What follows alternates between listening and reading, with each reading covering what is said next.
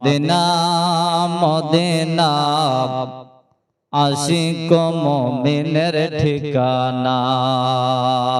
Medina Medina Ashiq মুমিনের ঠিকানা। ও হায় হায় দিদার চেয়ে কাঁদো বেশি, ও হায় হায় দিদার চেয়ে কাঁদো বেশি, হও গো নবীর দেওয়ানা। মদিনা মদিনা আশিক মুমিনের ঠিকানা। জোরসে কন্যা সুবহানাল্লাহ। ও হায় হায় জালালউদ্দিন সিউতি ৭৫ বার দেখলো নবীজি। হায় হায় জালালউদ্দিন সিউতি আর ৭৫ বার দেখলো নবীজি। এতবার দেখিয়া নবী, এতবার দেখিয়া নবী, তৃপ্তি তাগর হলো না। মদিনা মদিনা আশিক মুমিনের ঠিকানা। এ আব্বাজি আমার শোনা মানে মাহে রমজান মাস, যে রোজার মাসকে আমরা রমজান মাস আসলে পরে অনেক রকমের অসুখ হয়ে যায়। রোজার মাস একটা মাস রোজা, এক মাস রোজাকে মহান আল্লাহ পাক আল্লাহ তাআলা ৩ ভাগে ভাগ করেছেন। আল্লাহ পাক আল্লাহ তাআলা ৩ ভাগে বিভক্ত করেছেন। 10 দিন 10 দিন করে আল্লাহ পাক আল্লাহ তাআলা 10 দিন করেছেন রহমত, তারপরে করেছেন মাগফিরাত, আর 10 দিন করেছেন নাজাত। মহান আল্লাহ পাক আল্লাহ তাআলা ওই রোজার মাসটাকে এত সুন্দর আপনার করে বানিয়েছেন, বলুন সুবহানাল্লাহ। রোজার মাস এমন বরকতওয়ালা মাস, মাহে রমজান মাস এতই আপনার যেন নেকি অর্জন করার মাস। মুআজ্জাজ বাবা আমার ভাইরা বন্ধুরা গো, যে রমজান মাস রোজার মাসে আল্লাহ পাক আল্লাহ তাআলার বান্দা যখন রোজার থাকে আর থাকার পরে ইফতারের টাইমে যখন আপনার মুয়াজ্জিনের আজানের জন্য ও আপনার রোজাদার ব্যক্তি যেন আল্লাহ পাকের আজানের ধ্বনির দিকে খেয়াল রাখে, ঠিক কিনা বাবা? কিন্তু আমরা তো অনেক আল্লাহর বান্দা আছেন আপনার রোজাই করে না। আপনি কি করে বুঝতে পারবেন যে রমজানের স্বাদ কি, রোজার কি মুহাব্বত?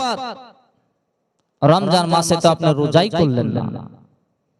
যে রমজান মাস রোজার মাস, আজকে আমরা যদি আপনার নাই রোজা করে তো রোজার স্বাদ মুহাব্বত, রোজার মধ্যে যে কি আছে সেটা আমরা কেমন করে জানব? নাম রেখেছে বাবা রমজান শেখ, কিন্তু রমজান মাস আসলে পারে সে কিন্তু আপনার দেখা যায় আরো মাহে রমজানে রোজা করে না। খুব আফসোস, তাজ্জবের বিষয়। নাম রেখেছে বাবা মা আদর করে যে আমার এই ছেলের নাম হলো নামাজি, কিন্তু দেখা যায় ও এক ওয়াক্তও নামাজ পড়ে না, ঠিক না ভাই? মা বাবা নাম রেখেছে যে একটা বেটি যার জন্য আদর করে সোহাগ করে নাম দিয়েছে রোজাতুন বিবি, কিন্তু দেখা যায় যে রমজান মাসে আসলে পারে সে আপনার ঘরের মধ্যে লুকলুক করে খাবার খায়। কিন্তু দিনের বেলাতে রমজান মাসে যদি কোনো বান্দা খাবার খায়, এই খাবার খাওয়াটাকে আল্লাহ পাক নিষেধ করেছেন, এমনকি হারাম বলেছেন, বলেন সুবহানাল্লাহ। রোজার মাসের ওয়াসিলায় বাবা মহান আল্লাহ পাক আল্লাহ তাআলা যে কবরবাসীর কবরের আযাবকে maaf করে দিয়েছেন, বলুন সুবহানাল্লাহ। অনেক ব্যক্তি আমরা বলে যে রোজার মাস কবে যাবে, যারা রোজা রাখে না তারা কিন্তু আপনার মনে মনে ভাবে যে আর কদিন আছে, তারাই বেশি বেশি করে গুনতে থাকে। বন্ধু আমার ভাইরা বাবারা, কেন জানেন গো বাবা, যে আপনার ওই রোজার মাসটাতে তারা রোজাও করে না, অতএব কিন্তু তারা রোজার মাসকে ঠিকভাবে সম্মান শ্রদ্ধা করে না। কিন্তু আমার আল্লাহ পাক আল্লাহ তাআলা ওই রমজান মাসের ওয়াসিলাতে, রমজান মাসের বরকতে আমার আল্লাহ পাক আল্লাহ তাআলা কবরের আযাবের ফেরেশতাকে ডাক দিয়ে বলেন, বলো গো আমার কবরের আযাবের ফেরেশতারা শোনো গো, আমি আল্লাহ পাক আল্লাহ তাআলা এই রোজার মাসের ওয়াসিলাতে রোজার মাসের বরকতে আমার আল্লাহ পাক আল্লাহ তাআলা বলেন যে আমি ওই রোজার মাস রমজান মাসে প্রত্যেকটা কবরের আযাবকে maaf করে দিয়েছি। বলুন সুবহানাল্লাহ। কবরবাসী যিনারা হয়ে গেছেন মুর্দা ব্যক্তিরা, ওনারা বলেন যে রমজান মাস রোজার মাস যেন আপনার না যায়। এই রমজান মাস রোজার মাস আমি আপনার বলতে চাই অনেক যুবক ভাইদেরকে যে আপনার দেখা যায় রোজার মাসে রোজা করে নামাজ পড়ে, আর রমজান মাস চলে গেলে তারা আর কিন্তু আপনার নামাজও যায় না, মসজিদও যায় না, নামাজও পড়ে না। কিন্তু শুনে রেখে দেন ভাই, ওগো তরুণ যুবক ভাইরা বন্ধুরা, রমজান মাস এলো, রোজার মাস থেকে নামাজ শুরু করে দিলেন বাবা। রমজান যদি শেষ হয়ে যায় তবুও কিন্তু আপনার নামাজ কিন্তু ছাড়া যাবে না, কেননা এই নামাজ কিন্তু আল্লাহ পাক আল্লাহ তাআলার নবী বিশ্ব নবী আকা মাওলা আপনার আমার উপরে 5 ওয়াক্ত নামাজকে ফরজ করেছেন, আর আমার হাবিবুল্লাহর উপরে নবী মুস্তাফার উপরে 6 ওয়াক্ত নামাজকে ফরজ করেছেন। বলুন সুবহানাল্লাহ। 6 ওয়াক্ত নবীর উপরে নামাজ ফরজ। আল্লাহ রাসূল আকা মাওলা তাহাজ্জুদের নামাজ আমার নবী মুস্তাফার উপরে তাহাজ্জুদ নামাজ ছিল ফরজ, আর যে তাহাজ্জুদ নামাজ আপনার আমার জন্য তাহাজ্জুদ নামাজ হচ্ছে সুন্নাত। এই আব্বাজি আমার শোনা মানে, তাই তো আপনার বলতেছিলাম ভাইজান গো, রমজান মাসকে যদি মোহাব্বত করে আপনি যদি রমজান মাসকে যদি সম্মানের সহিত রোজা করার পরে এই রমজানকে আপনি যদি বিদায় করতে পারেন, তাহলে কিন্তু দেখা যাবে রমজানের ওয়াসিলায় আল্লাহ পাক আল্লাহ তাআলা আপনাকে আমাকে মরার পর করবে জান্নাতি জান্নাতি। বলুন সুবহানাল্লাহ।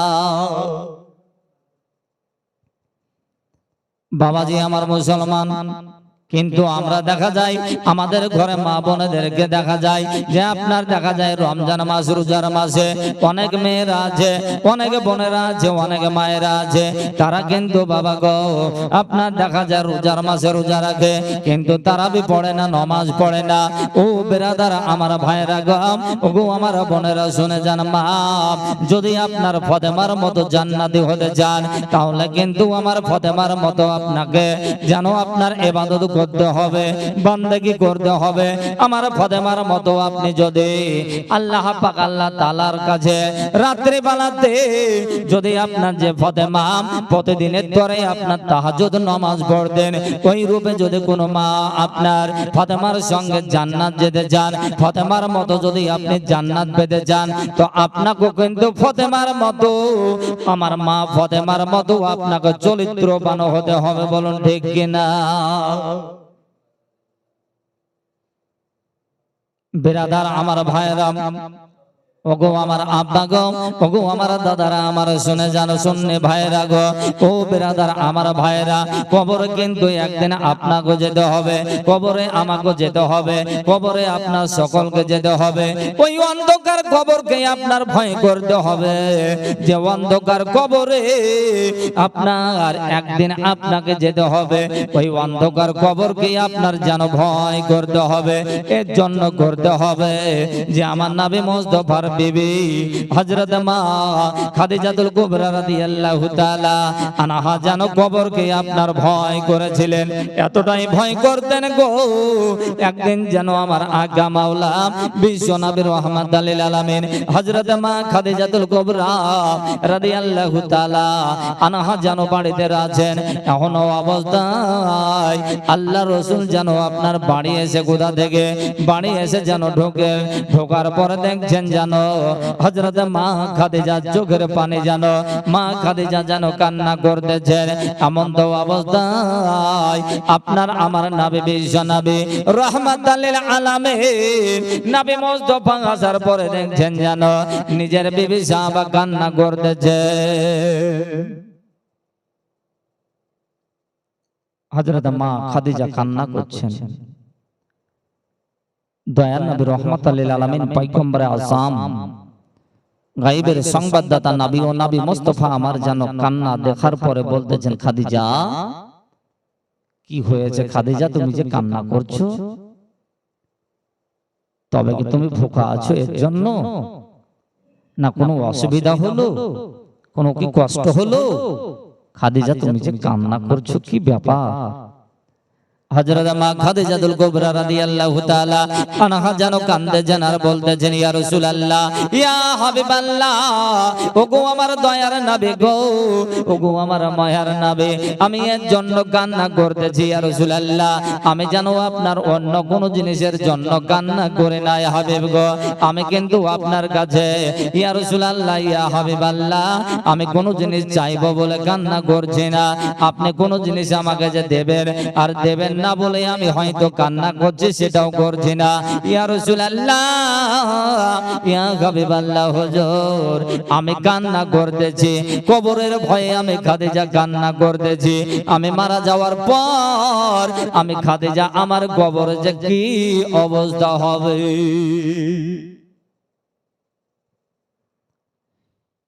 এ বাবা আমার ভাইরা বন্ধুরা গো, নবী মুস্তাফার বিবি যদি আপনার কবরের ভয়ে কান্না করে, আজকে চিন্তা করুন, আমি মৌলভী সাহেব আমার বউ কেন কান্না করবে না, আপনার বউ কেন কাঁদবে না? বলুন আপনার আমার বড় আপনার কি অবস্থা হতে পারে? ওই কবরে আপনার আমার ঘরের পেটের কি আপনার অবস্থা হতে পারে? আজ যদি আপনার খাদিজা নিজের কবরের জন্য যদি কান্না করেন, ওগো আমার বাবারা, ওগো আমার মায়েরা বোনেরা, দেখুন যেন আপনার নবী মুস্তাফার স্ত্রী, নবী মুস্তাফার বিবি হযরত খাদিজাতুল কুবরা কাঁদতেছেন আর বলতেছেন, ইয়া রাসূলুল্লাহ, ইয়া হাবিবাল্লাহ হুজুর, তবে আপনার কাছে দয়া করে আমি একটা কথা বলতেছি ইয়া রাসূলুল্লাহ, আপনার কাছে আমি যেন একটা কথা বলতে চাই হাবিব গো, বলুন আপনি আমার কথাটা আপনি রাখবেন কিনা? দয়ার নবী মায়ার নবী রহমাতুল লিল আলামিন খাদিজাকে বলতেছেন, খাদিজা বলো তোমার কি কথা, কি করতে হবে? হযরত খাদিজাতুল কুবরা রাদিয়াল্লাহু তাআলা আনহা বলতেছেন, বলে ইয়া রাসূলুল্লাহ, ইয়া হাবিবাল্লাহ, ওগো আপনি হলেন দয়ার নবী, আপনি হলেন মায়ার নবী, নবী গো, আমি আপনার কাছে এই তিনখানা জিনিস যেন চাই। তিনটা জিনিস হলো এটাই, যে এক নাম্বার জিনিস হলো আমি খাদিজা যেই দিন ইন্তেকাল করব, ইয়া রাসূলুল্লাহ, ইয়া হাবিবাল্লাহ হুজুর, দুনিয়ার কোনো আপনার বাজারের, পৃথিবীর কোন বাজারের কাপড় দিয়ে আমার যেন কাফন দেবেন না ইয়া রাসূলুল্লাহ, ইয়া হাবিবাল্লাহ হুজুর গো, আমি যেই দিন মারা যাব ইন্তেকাল করব, হুজুর আপনি যেন আপনার গায়ের কাপড় দিয়ে যেন আমার কাফন বানাবেন। চিৎকার দিয়ে বলুন সুবহানাল্লাহ। ইয়া রাসূলুল্লাহ, ইয়া হাবিবাল্লাহ, এরপরে যখন আমাকে কবরে নিয়ে যাবেন হাবিব গো, ওই কবরে নামানোর পরে যখন আমাকে আপনার দাফন করে দেবেন, আমাকে যখন আপনার কবর দিয়ে দেবেন ইয়া রাসূলুল্লাহ, ইয়া হাবিবাল্লাহ হুজুর, তখন কিন্তু কিছুক্ষণ আপনার যেন দাঁড়িয়ে যাবেন, ততক্ষণ পর্যন্ত দাঁড়িয়ে যাবেন যে যতক্ষণ পর্যন্ত আল্লাহ পাকের ফেরেশতা যেন আপনার মুনকির আর নাকির যখন আমার কবরে আসবে বাবা, ওই কবরে আসার পরে মুনকির আর নাকির যখন আমাকে প্রশ্ন করবে, তখন কিন্তু ইয়া রাসূলুল্লাহ, ইয়া হাবিবাল্লাহ, ওই প্রশ্নের উত্তরখানা যেন আপনি দিয়ে দেবেন। এমন তো অবস্থায় এইবারে আপনার এইভাবে জানো আল্লাহর রাসূলের বিবি যেন কান্না করতেছেন। ও বেরাদার আব্বা আমার সোনা মানিকেরা, ওগো আমার মায়েরা বোনেরা, তাইলে চিন্তা করুন যে আমার হাবিবের যদি আপনার বিবি কান্না করে, কবরের ভয়ে যদি কবরের ডরে কান্না করেন, তাইলে বলুন আজকে আপনি আমি কেন কান্না করি না? ওই কবরে কি আপনি যাবেন না? না আপনার ওই কবরে আপনার যাওয়া লাগবে না? কি বাপ মরবেন না? আমরা কি মরবো না? মারা যাব না? কবরকে যাব না? কবর একটা ভয়ঙ্কর জায়গা, এমনই কবর ভয়ঙ্কর জায়গা। আবার ওই কবর কাউরির জন্য এমনই সুন্দর জায়গা, যাদের জন্য সুন্দর হবে, যারা মুমিন হবে, মুত্তাকিন হবেন, যিনারা পরেজগার হবেন, আল্লাহওয়ালা হবেন, তিনাদের জন্য ওই কবর হবে আপনার জান্নাতি। বলুন সুবহানাল্লাহ। আব্বা আমার সোনা মানিক, আর আমরা যারা নামাজ পড়ি না, রোজা করি না, আল্লাহর কথা মতো চলে না, আল্লাহর কথাতে না ফরমানি করে বাবা, তাদের জন্য ওই কবর হবে ভয়ঙ্কর। ওই কবর হবে এমন জায়গা বাবা, যে কবরে আপনাকে কিয়ামত পর্যন্ত ওই কবরের জ্বালা, কবরের যেন আপনার আযাব সইতে হবে আর থাকতে হবে, ঠিক কিনা? কবি বলেন, কবরের আযাব গো বন্ধু, কবরের আযাব গো বন্ধু, আকি বলিব যন্ত্রণা, আর কলিজা ফাটিয়া যায় গো, ও বলিতে ঘটনা। কবর একটা এমনই বাবা ভয়ঙ্কর জায়গা, এমনই ঘর, ওই কবরের যদি বর্ণনা দিতে যায় তো কলিজা পর্যন্ত ফেটে যায়। আব্বাজি আমার সোনা মানিক, যে কবরে আপনার যাওয়ার পরে আপনাকে কিন্তু বলবে না, আল্লাহ পাকের ফেরেশতা আপনার জিজ্ঞাসা করবে না, বলে তুমি বড় লোক ছিলে না ধনী লোক ছিলে, গরিব ছিলে না ফকির ছিলে, তোমাকে কিন্তু জিজ্ঞাসা করবে না।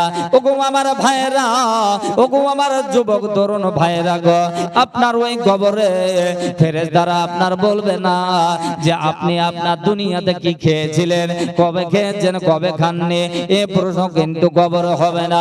কবরে আপনার কিন্তু বলবে না যে আপনি ব্যবসা করতেন না খেটে খেতেন, এটাও কিন্তু প্রশ্ন করবে না। কবরের ফেরেশতা যখন আপনার কবরে মাটি দেওয়ার পরে বাবা, তখন ওই মুনকির আর নাকির এসে বলবে, বলো ভগো আল্লাহর বান্দা, বলো বলো বলো বলো, তোমাকে একটা প্রশ্ন করলাম, যে প্রশ্নটা প্রথম প্রশ্ন হলো, বলো মান রাব্বুকা, বলো ভগো আল্লাহর বান্দা তোমার রব কি? ফেরেশতা তখন জিজ্ঞেস করবেন, বলে মান রাব্বুকা। আরবি ভাষা তো তখন আমরা জানি না, কিন্তু এখন আপনার আরবি ভাষা অনেকেই আমরা শিখে নিয়েছি, কিছু না হলে চায়ের দোকানে শোনা যায়। ও আরবি কোরআন কি জিনিস, কোরআনের গ্রামার কি জিনিস, বুখারী শরীফ কি জিনিস আমরা ঠিকভাবে সঠিকভাবে আমরা জানি না, কিন্তু চায়ের দোকানে শোনা যায়। একটা আপনার দেখা যায় যে দিনের বেলাতে সারাটা দিন কুন্নি বাসলা নিয়ে আপনার রাজমিস্ত্রি কাজ করে, সেও কিন্তু বুখারীর হাফেজ। একটা ভ্যান চালক, সেও দেখা যায় যে মৌলভী সাহেব আপনি এটা কি বললেন, বুখারী থেকে আছে। অনেক ব্যক্তিকে দেখা যায় যে ঠিকভাবে তার আলিফ বে শব্দ ঠিক বেরাবে না, সেও কিন্তু আপনার দেখা যায় বুখারী হাফেজ। বুখারীর আপনার অনেক রকমের কথা বুখারীতে আছে, এই ধরনের প্রশ্ন করে থাকে। কিন্তু মিরাদারেন ইসলাম আইজানি মুহতারাম বাবাজি আমার ভাইয়েরা, নিজেকে সচেতন হয়ে যান, নিজের জীবনটাকে গঠন করুন, যে একদিন কিন্তু আপনাকে আমাকে ওই কবরে বাবা যেতে হবে। যাওয়ার পরে আরবি প্রশ্ন হবে, ফেরেশতারা আপনার বাংলা বলবে না, ফেরেশতারা জিজ্ঞেস করবে আরবিতে মান রাব্বুকা। তখন কিন্তু ওই মুর্দা ব্যক্তি আমরা ফেরেশতার দিকে চেয়ে থাকবো। আবার ফেরেশতারা বলবে, এ আল্লাহর বান্দা, তোমাকে প্রশ্ন করেছি, বলা মান রাব্বুকা। তখন কিন্তু আপনার দেখা যাবে যে ওই মুর্দা ব্যক্তি খলখল করে তাকাবে আর বলবে, হা হা লাদরি, আমি কিছুই জানি না।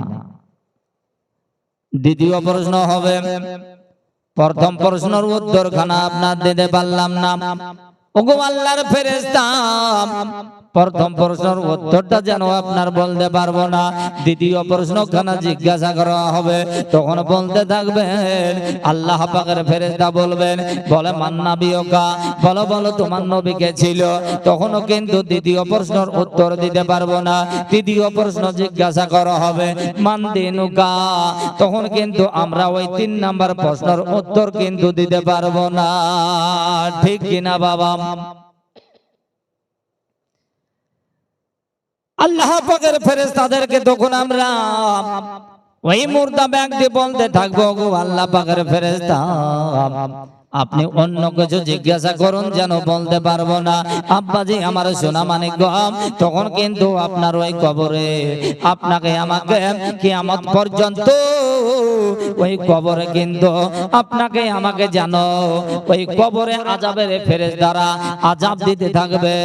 ওগো আমার বাবাজি, আমার ভাইয়েরা গো, তবে ওই কবরের আযাব থেকে যদি বাঁচতে হয় তাহলে কিন্তু মাহে রমজান মাস, রোজার মাসে আপনার রোজা করুন, আপনার যেন তারাবি পড়ুন, ইফতারের টাইমে ইফতার করুন, কেননা প্রত্যেকটা খাবারের মধ্যে আল্লাহ পাক আল্লাহ তাআলার যেন বরকত ভরা আছে। বলুন সুবহানাল্লাহ। আমার আল্লাহ পাক আল্লাহ তাআলা বলেন, বান্দারে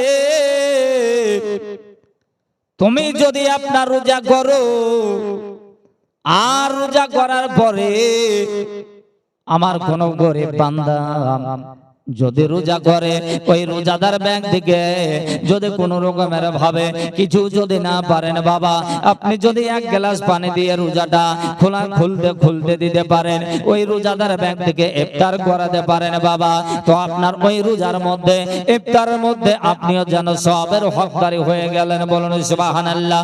বন্ধু আমার ভাইরা বাবারা, কিন্তু আমরা দেখা যায় আমরা নিজেকে আপনার খেজুর খেয়ে রোজা করে কত রকমের ফল খাই, কত রকমের আপনার খাবার খাই, দামি দামি আপনার খাবার দিয়ে ইফতার করে ভাইজান গো। আর আমরা কিন্তু বাবা আপনার গ্রামের কোন ব্যক্তিটা গরিব আছে,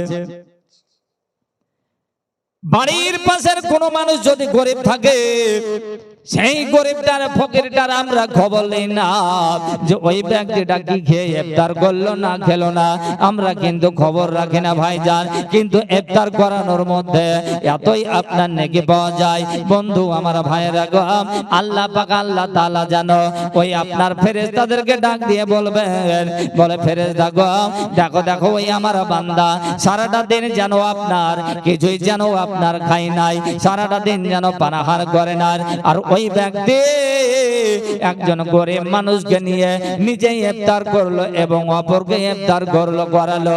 তাইতে আমি আল্লাহ পাক আল্লাহ তাআলা এই মাসের জন্য ইফতার করানোর জন্য ওই ইফতার করানোওয়ালা ব্যক্তিটাকে রোজার মাসে আমি ডবল করে সওয়াব দিয়ে দিলাম। বলুন সুবহানাল্লাহ। এই মাসে যদি বাবা আপনি বেশি বেশি করে আপনার দান করতে পারেন, তো আপনার আল্লাহ পাক আল্লাহ তাআলা আপনার ওই দানের মধ্যে বেশি বেশি আপনার নেকি দেবেন, সব দিয়ে দেবেন।